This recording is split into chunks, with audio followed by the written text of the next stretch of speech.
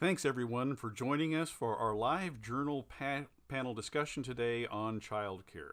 Here now is your host, the journal's managing editor, Chris Green. Welcome to the first ever Journal Live event, Nurturing Prosperity Through Childcare, What Communities Can Learn from Lindsborg. We're glad to have you here watching via Facebook Live and YouTube. Please feel free to leave comments and questions in the chat. We hope to have this be an interactive discussion. Joining me today are Neece, Lindsborg Assistant City Administrator, Dr. Elizabeth Mauch, the president of Bethany College, and Jeremy Fite, who's the director of the Hilltop Child Development Center in Lawrence. The COVID-19 pandemic has raised the heat on childcare across the country, forcing working parents to cope with closed school buildings and the cancellation of tons of other activities. But the problem long predates the pandemic. Across Kansas, communities large and small are recognizing that without high quality childcare, it's really difficult to recruit and retrain a workforce needed to help them prosper. But there's at least one Kansas community that's really working to change that. Lindsborg, a city of 3,300 people located between McPherson and Salina on Interstate 135, is working to implement a solution that they hope can serve as a model for other communities that must provide the services and amenities that are necessary to foster economic growth in the 21st century. So we're here today with this panel to discuss the issue of childcare, what's going on in Lindsborg and what has happened there, and also just what other communities can learn from it, because we know from our coverage at the Journal that this is an issue that communities across the state are struggling with. So I guess I want to start us off maybe with kind of a very broad question. And, until I started, sending out reporters to cover this issue, I don't know that I would have ever made a connection between childcare and economic growth. Lucas, do you think you can maybe shed some light on what is the connection? What do those two things have to do with each other? Absolutely. So I think there's two pieces. One of them, so in much of the state, not just in central Kansas, although we have a great economic situation here in central Kansas, but in much of the state, we have more jobs than employees. And so there's a need to provide childcare that will allow folks who might be staying home to enter the workforce if that's something they want. And I think quality is often a decider there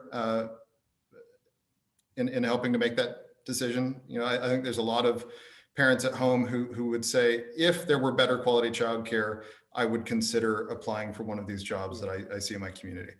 The other is making it possible for people to relocate into a community. And I think, again, high quality childcare is a deciding factor there, that if I'm looking at moving away from my parents, from my children's grandparents, there has to be high quality childcare that is going to be a stable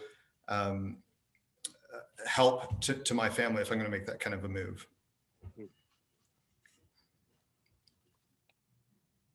So what can you tell us about the challenge that Lindsborg specifically has faced with childcare? Sure. So Lindsborg, we've had some sort of center-based childcare approaching center-based childcare for about 30 years.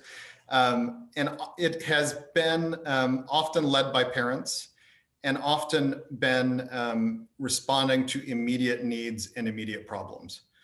And so we have, stitched together spaces that are not in good repair, good quality, and not a long-term vision for that. And so the challenge has been to step back and say, well, what do we want childcare to look like 10 years, 20 years from now?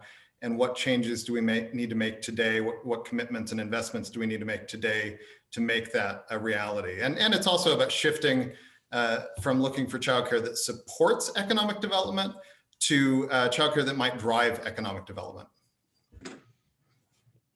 And I see the Lieutenant Governor has joined us. Oh.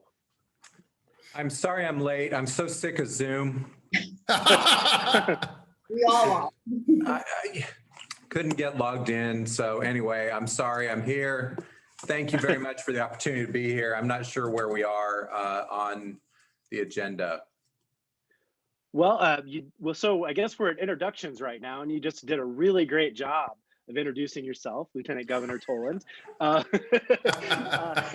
so we've been talking about what's been going on in Lindsborg, and we've been talking about the connections between childcare and economic growth. And so you've, in your role as Secretary of Commerce, you've been doing a lot of work with, planning for the economy of the state. And so I'm curious, what do you see as the connections between childcare and economic growth, and how do those things relate to each other? And what is the state thinking about in terms of this issue? Well, if I could, maybe I'll start with a personal story. And this goes back to 2019. A lot of people don't know this, but I had a stalker that followed me to meetings when I was first appointed as Secretary of Commerce. Everywhere I would go, this person would follow me, and when they would open up for Q&A, the stalker would pop up, and his name was Neece, and from Lindsborg, and he would ask a question about the nexus between economic development and childcare, and of course I'm teasing you, Lucas, but the point is that in this particular community in Lindsborg, people get what we're seeing at the state level, which is more and more companies are clamoring to go to places that can provide the services that their talent, their workers demand. And specifically, we're talking about childcare. Things changed in 2020. The types of conversations we were having with companies were very different. But in 2019 and in 21, we're starting to get back to this. What we hear over and over is just the demand for high quality childcare, for early childhood services that are robust. And it's all the soft stuff that I think once upon a time you didn't hear about in economic development. We talk a lot about whether we got rail access and what's the highway, infrastructure look like, and all those kind of traditional things that people think of with economic development.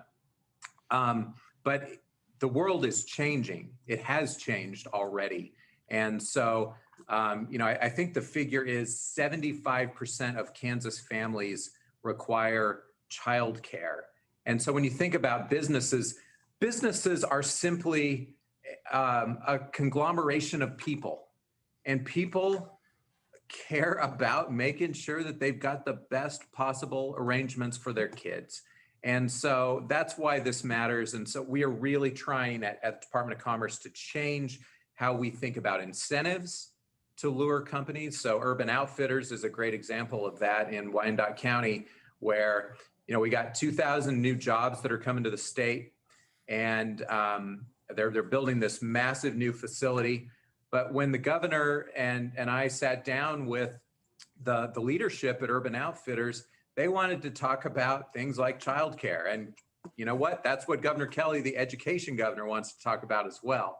And so in that case, we took incentive dollars from the state and said, we're going to support the development of a childcare center as part of the development of Urban Outfitters' new facility. And so that's just one example of how we're trying to do things differently at the Department of Commerce. But I think the communities in Kansas, like Lindsborg, that are looking at the issue and the challenge and the opportunity the same way, are the ones that are going to be successful as we race for new jobs and new capital investment.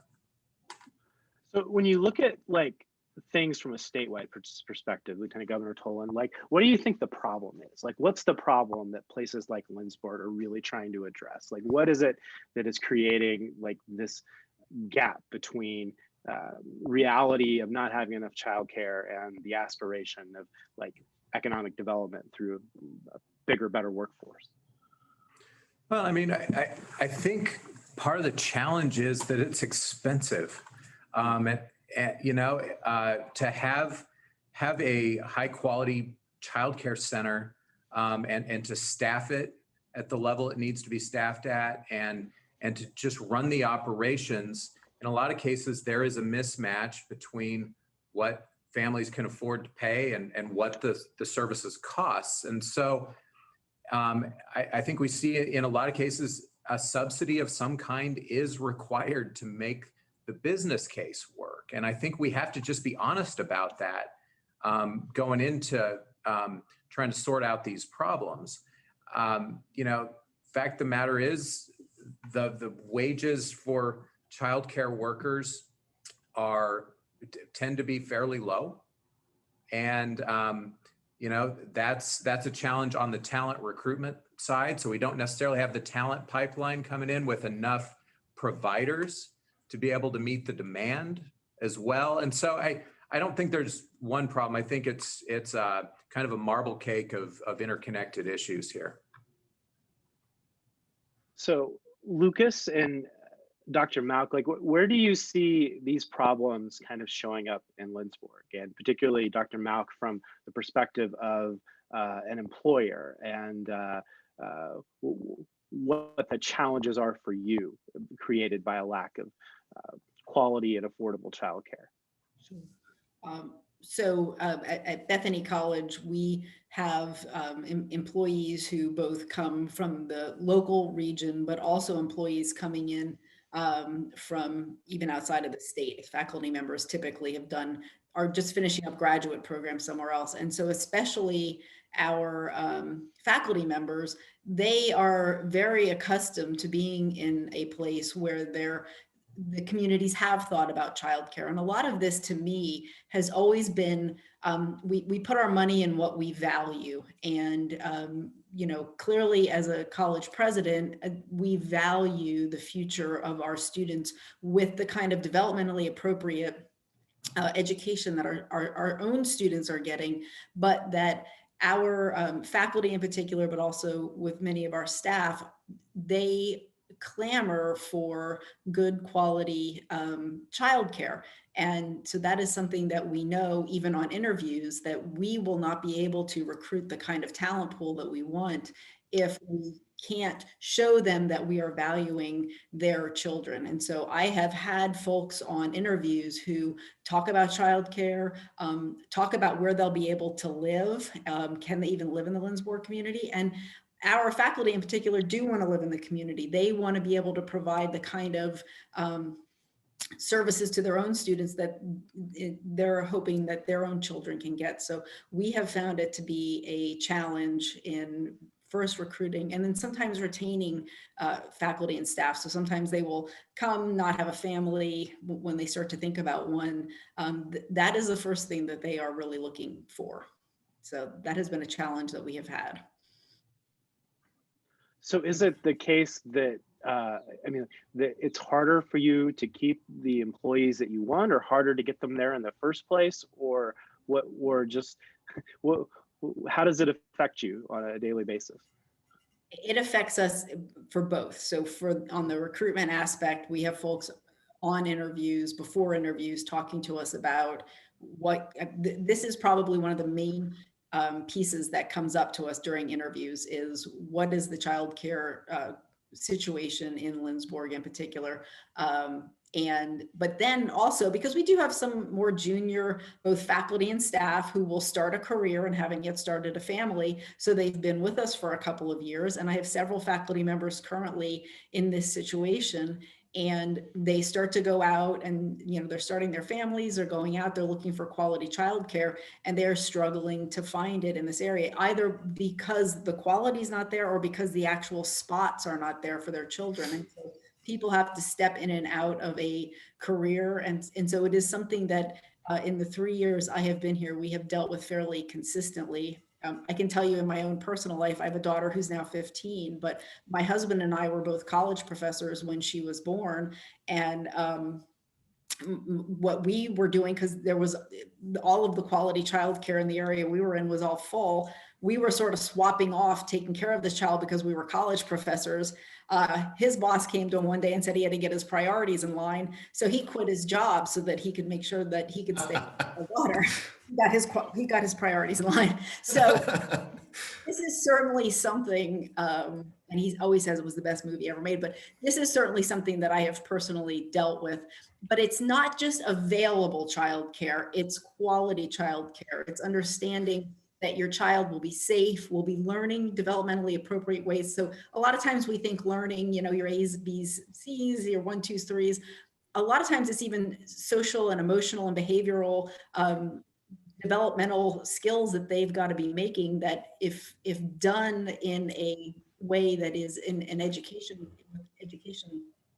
folks is important. And how much we pay these folks is very important. We have public schools, K-12 schools in this country, because we value education. And so I think what we have to just start thinking about, to the Lieutenant Governor's point, is valuing those children and understanding that they are learning even in those first 5 years of life. And how can we look to subsidize some of these things so that they are able to go to a safe place and their parents can continue to be working. So one of the things that I think is interesting about one of the things you just shared, Dr. Mauch, is just sort of like how personal the experiences can be when it comes to childcare.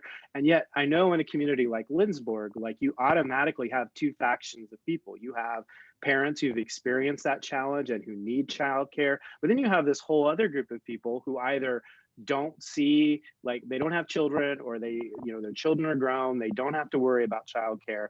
They haven't thought about childcare as something central to the economy. And, and then you have people, a faction who's maybe doesn't see like a path forward for rural Kansas to grow, and that like we don't need to grow, we need to like conserve what we have, and attitudes like that. And you have all these people together. So I'm curious, like, as you began, and maybe Lucas and Dr. Mauch, you can both speak to this, like, as you began to work on this problem, like, how did you get those people together? How did you get people talking about this even being a problem? Because I really doubt that everybody understood the problem the same way, or had the same definition of the problem. Sure. And I think part of it is those personal conversations. I can remember being in a meeting with city council members, and a city council member, a fantastic city council member, said, a parent should be home with their kids. And I knew that for my family, for both because we have student loans, but my wife and I have trained to serve the community. I'm in city government. My wife's a speech language pathologist. We want to use those skills to help people. And so childcare is what makes it possible. High quality childcare is what makes it possible for us to do that. And he hasn't ever told me that he changed his mind, but to me that's part of the conversation is just being very honest about what those personal needs are, those personal decision points. The other thing is we've worked really hard at trying to connect the dots between childcare and having doctors and nurses at the hospital, having staff, having high quality staff at our retirement home, school district, and we go through the whole 15 pieces of our local economy. But I think that's starting to help people to see it in a more holistic way, and how it impacts them.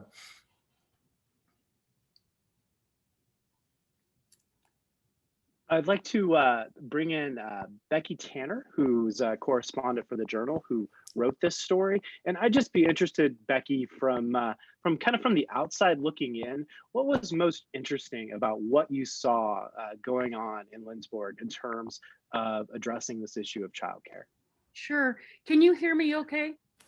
We can. Excellent. It was quite a challenge getting in today. One of the things that has always struck me about Lindsborg is that it's a fun community. It's a community that not only brings tourists in, but you can see how people want to live there. And so it struck me after 4 decades of doing journalism, oftentimes about Lindsborg, of looking at how the future of the community really needed to grow, not only in terms of childcare, because it seemed essential that you want to bring people in. Forgive me for stopping just a second, but to have a future in a community, you need so many things to make it vibrant. And Lindsborg has all of that, except that, and it wants to keep growing, and it has all the right essentials to make that. But I think one of the things that struck me about doing this article is that, and this is true for a lot of small towns, I think, anywhere, but you use a Band-Aid approach. I mean, it's how I grew up. You just get things and kind of kick the can down the road. But every once in a while, you need a true vision to keep it moving, to keep things growing. Was that a long way of saying all of that? Oh, it's great. It's great. Thank you so much for joining us, and glad we could get you on. So I want to move on to talking a little bit about what Lindsborg is doing. And we have a couple of comments in the chat on Facebook Live, one from Rachel Pryor, who's a KLC grant participant, asking about what is done to address the need for part-time childcare when many centers feel they can only support full-time options. And then Hannah Zacharias writes, for the efforts in Lindsborg, how is the project being financed, and is there any local government funding going into it? So Lucas, I wondered if you could sort of tackle, so what exactly are you doing in Lindsborg? How are you doing it? So we're building a purpose-built facility that will accommodate 67 kids when it opens. It's on 4.7 acres, and it is designed to be able to grow in the future without a lot of change to the existing facility then. Hannes's question about financing and what's the local government's involvement. Well, the local government's giving about half of my time to the project. And so that's a significant investment. Also providing that 4.7 acres for $1 for 99 years. We're not contributing money directly to the construction of the project. We're looking at maybe doing an industrial revenue bond, so the city will be involved in that. The city has its fingers in lots of different ways, but in terms of actually construction dollars, that is privately raised money, and that got kicked off probably October of 2019 with $1 million gift that for a long time was anonymous. It's from Roy and Donis Applequist, who have done very well with Great Plains Manufacturing. Great employer, great regional boosters. And so that really, I think that helped make the project seem more real to folks. It certainly makes it possible. And then we've received a Maybe Challenge grant. And so we're well on our way. We've got, it's about a $2.2 million project at this point, and we have 1.5 of that, so. And what else are you considering besides just the building itself? I understand that pay is also an issue, and having childcare that's both affordable and accessible. And I thought this might be a good opportunity to also bring in Jeremy Fite, who's the director of the Hilltop Child Development Center in Lawrence. And I'm thinking about this KLC idea that we have of competing values, and these things, two things that are really important that sometimes come into conflict. And it seems like having childcare being affordable and having childcare being high quality are both things that are really important, and yet finding a way for them to work together and choosing between them might be really hard. And so, Jeremy, I was wondering if you could sort of talk about those conflicts and how you do things at Hilltop. Sure. Well, thanks for having me. I appreciate you guys having me on today. Hilltop is a Neece accredited National Association for the Education of Young Children. We're the only accredited institution here in Douglas County. We serve a little over 300 kids, about 275 families a day. And so we're a big facility, we're large, and one of our greatest initiatives, I'm gonna give you a little backstory first of all. My wife and I moved here. We talk about Dr. Mauch, talk about their process and having been college professors. My wife was on the job market about 8 years ago. As we're looking around, we had offers from DC to St. Louis and Lawrence and Knoxville. And my wife calls me from an interview when she was here in Lawrence and said, we're really excited about coming here. And I was like, the job's great. It looks good. And she's like, no, you have to see this childcare center. I had a 2.5-year-old at the time. she's like, we have to move here because he needs to go here. Never in a million years did I ever think I'd actually be employed by this facility at the time, but it was such an amazing experience for her just to walk in the building and see what it offered, talking about the professionalism, the academic development of a child before we even stepped, on campus. Hilltop was really the draw to Lawrence. And so we've grown to love it. And then, lo and behold, a few years later, I ended up working here, which was great. And so as an educator by trade, I come into Hilltop looking at how do you grow? How do you make, I worked in schools and worked in non-traditional school settings for a long time. How do you make early childhood such a draw for people and get them to value and invest like they would do in schools? People, obviously there's school funding issues, but people know schools have value. This pandemic has highlighted how much we rely on schools for every single thing that we do, but it all starts well before the age of 5 or before they arrive in kindergarten. So how do you get that kind of excitement and that passion for parents to be in PTOs and to be in affiliated with their classroom parents? How do you get that at an early childhood level? And Hilltop had that established program here. And so what I want to do is figure out how to build that. One of the things we struggled with when I arrived was teachers made $10 an hour, $11 an hour. And they were, I think when I started, the average salary of a teacher was about $21,000 a year, which is rough. It's not exactly what I would call a livable wage, especially here in Lawrence. So that was the biggest thing we had to do is how do we get those teachers to feel valued like you do in the public school sector? And in convincing our clientele, our parents to go, you know what, we're going to pay you a little bit more in tuition, but look what you're going to get in return. And so while Hilltop had a great reputation, you had to sell the idea a little bit here in town of going, I'm going to raise that tuition 4, 5, 6, 7%. So I can get some of these folks on a wage that says they don't have to work a second job. They don't have to, rely on a spouse or a partner or a roommate to say they can make ends meet. And so what it did is especially, it's a predominantly female environment. We had to empower young women who have been told for years, childcare is, like you said, your husband was told, get your priorities straight, which meant he had to stay home and he had to go to work and you need to stay home with your kid.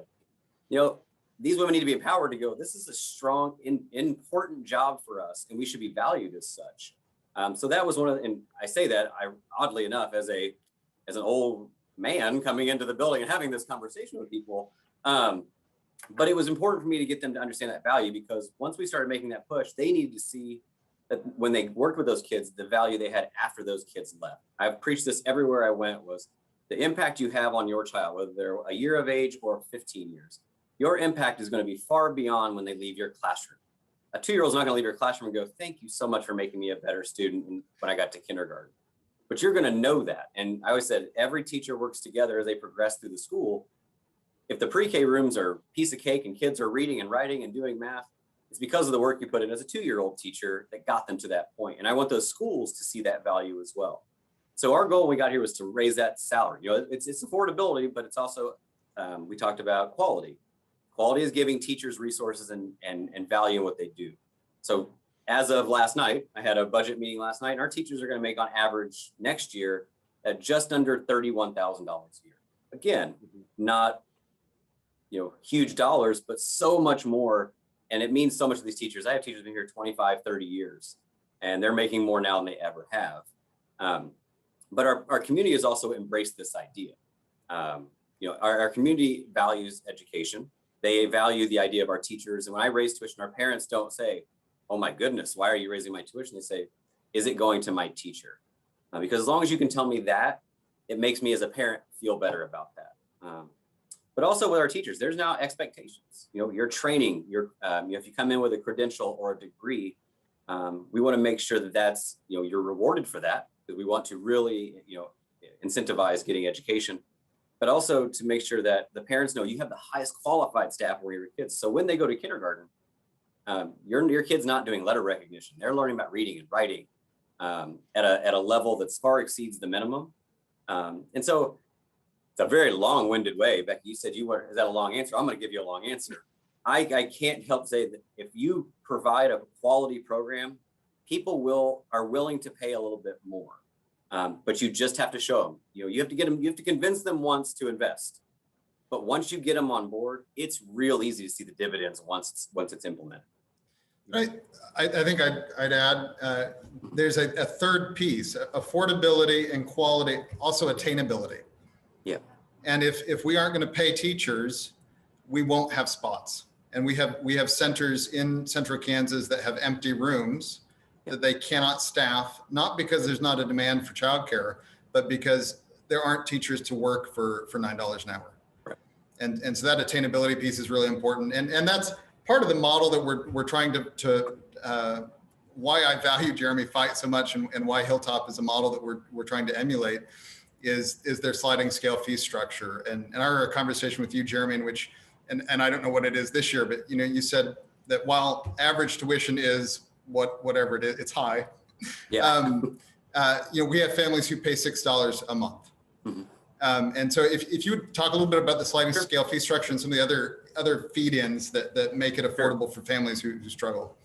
And so while we've all talked about, we all acknowledge that, if you're going to pay people, if costs go up, you need to generate revenue. 90% of my revenue is tuition based. So if I'm going to raise salaries, I have to raise tuition.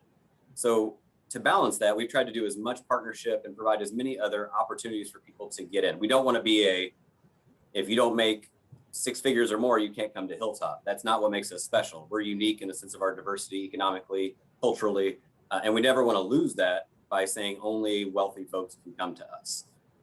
So we have a sliding fee scale that it's based on, it's 4 different levels, and it's based on your income and how many people live in your house. That allows you to pay what's by some federal food guidelines, free reduced lunch, pays into this as well, allows you to pay a reduced rate. But we take, being able to take DCF funds, which are limited and have some stipulations on them sometimes, but we have a lot of families who take DCF. Not every early childhood center takes DCF because there's paperwork involved with that. We also partnered with the University of Kansas to write a federal grant that helped offset if you're a KU student, because we want students to get an education, and children shouldn't be, it clearly disproportionately affects young female mothers who can't graduate college if we don't provide them with resources. So, offering up $300 to $500 a month in additional subsidy also helps those people graduate and matriculate through the university so they can get their degree, hence the economic development. When they leave this community, they now have the ability and skill set to go maybe be a better part of this community, or a lot of local Kansas folks go back to their hometown, and they're a more qualified staff as they leave here. But we have, with a couple other small organizations, the DCF, the C Campus federal grant that we have, like Lucas said, we have parents paying $5, $10, $20 a month in childcare fees, and which is fantastic. But if you're on our lowest end scale, if you're a toddler in our building, a 1-year-old, it's $1,000 a month to come to come to Hilltop. However, only about 60% of our parents pay that rate. The other 40% get a reduced rate in some capacity, all the way down to about $630 a month. So we're getting into the numbers that, again, still expensive. I don't want to pretend like that's cheap, but before any subsidy comes in from any outside source, we've been able to say, it can be cheaper for you. Now, if we can help you get these other resources, now it becomes affordable across the board for everyone. I might just hop in here and say that I think part of what makes the success of Hilltop possible and what everybody in Lindsborg is doing is that there has been this focus on the numbers, on dollars and cents. And my wife is the head of the early childhood program at Allen Community College. And so I've been hearing about these issues for a long time. And one thing I've noticed, and I'm not trying to be critical of anyone or any group, but often early childhood folks, childcare people, talk about kind of just the human and social benefits of the services that they provide, all of which is true. But the fact of the matter is, you have to be able to build these facilities, operate these facilities, pay living wages, to get the kind of product that you want. And I think that language, the business side of it, is sometimes uncomfortable on the traditional childcare side, but you have to look at the numbers. You have to figure out how to make this work. We provided, I think, $300,000 in community service tax credits from the Department of Commerce for the Lindsborg project. And that's part of a $1 million pot that Governor Kelly set aside within this $4 million overall funding round just for early childhood and childcare facilities. And, so we can talk about the importance of all this, but at the end of the day, if you don't put money behind it, if you don't have the business case strong, it ain't going to happen. And so, or it's going to happen, but it won't be sustainable. It'll fall apart in a couple of years. And so I appreciate that we've talked a lot about dollars and cents here, because that's essential to the success. And I'm glad you brought that up, Lieutenant Governor Toland, because that's a big topic of conversation in the chat right now, is the sustainability of these efforts, as well as like making it affordable, and whether there's subsidies for parents and subsidies for teachers in terms of their salaries. So what does it take to make this sustainable, and how far along are we in this course across the state and in places like Lindsborg? And this is open to everyone to talk about. From my perspective, I think sustainability depends on state and federal legislation. We cannot make it affordable here in Lindsborg, because the only way you do that is by finding people who will work for nothing. We cannot. Our tax base is not broad enough. Public school funding doesn't depend on our local tax base, right? That is a statewide effort. And we cannot sustainably finance it just on local financing if the goal is affordability. I think it also requires partnerships. So you think about employers that are the ones asking me and asking Lucas and cities and states across the country, what are you doing on childcare? Well, employers have an opportunity to be part of the solution. And I think we need to be willing to engage in creative models that may not have been tried before to enable them to do that, so that things can happen. It won't just get done through local government or state government, or somebody who's got a dream on their own. You've got to cobble these things together to make it a reality. And so I think very much that because of the changing nature of our workforce and how incredibly competitive the talent market is, even with higher unemployment right now, it's still tough for companies to get the talent they want.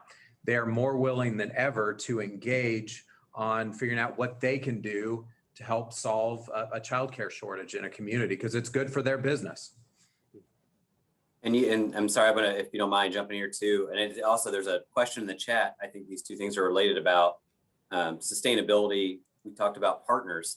Somebody asked, is Hilltop's model sustainable if the university didn't provide funding? And I think it's a really important point, because Hilltop is on the KU campus, but we're not financed by the university. The university, we're on campus. Like I said, 90% of my revenue is tuition generated. The university provides some dollars for some student employees, but like Lieutenant Governor said, what we've had to do over time was, this is the higher ed is not exactly thriving financially. So every year we see a little bit less and less, every year, and the university has priorities they have to do. And while we are an asset to the university, we don't rely on them for funding. So we've had to really be creative in our partnerships. And while we partner with them on a federal grant, it was a partnership that we helped write and be part of that process. It's not because we were here on campus. We could have written that grant with any community partner, whether, because those are federal dollars that we sought out. Working with, other funding sources, those are things that we try to sustain, are those partnerships, because we want to make sure that we don't rely too heavily on any outside source to keep our model going. And so while we were present on the university campus, we don't want to rely on them too heavily because we all know that's tenuous at best when you talk about public funding. So what model can we do that's sustainable? If we get extra money or money from other places, that's amazing and that's wonderful. We can continue to develop our product, but it's not sustainable based on just the university providing any dollars. Like I said, so much of that comes from inside. And so that's what has helped us really sustain our model, and that my predecessors established as well before I did, about making sure that we did something that we were proud of. And then if the university just contributed, or any partner wants to be part of that to make it better, that's what's helped us, continue to move forward and grow with times. So. And Jeremy, that grant funding is tied to specific kids, right? So it's not pulling tuition down for everyone, and then that grant goes away, and so you have to pop tuition up 20% for everyone. That's something that you really have to manage carefully, isn't it? It is. So we when I started here, we didn't have that grant. We received it 4 years ago, prepping our families for, next year that grant comes to an end. So trying to figure out, are there other resources? First of all, we'll rewrite and hopefully be renewed, but you can't rely on that. But right now we're already in that planning process, which is over a year and some change away from making sure there are going to be resources to help create a little softer landing for a lot of those families. So the hope is that we don't have to go from $60 a month to $600 a month. But that planning starts now. But because we have the setup that we have here, we have the ability and the flexibility to start planning now for that, because we don't want our families to just be out. And so working with the community and the parents to go, what is an affordable price for you? These are KU students who are getting this money. What is a number that we are comfortable with? But yeah, we have 18 months to plan for this grant to run out, but that planning started now as to what that looks like. So we are creeping up at the end of our time.